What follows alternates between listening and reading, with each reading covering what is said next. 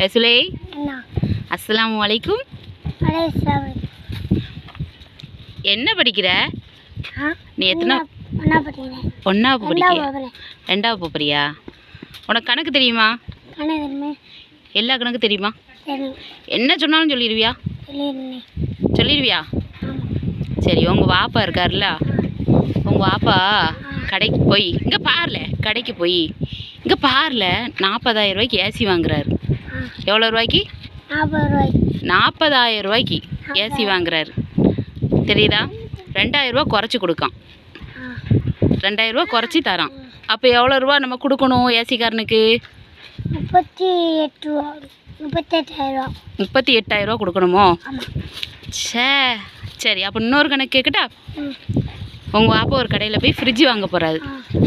Fridge விலை 20,000 ரூபா. எவ்வளோ ரூபா? 20,000 ரூபா.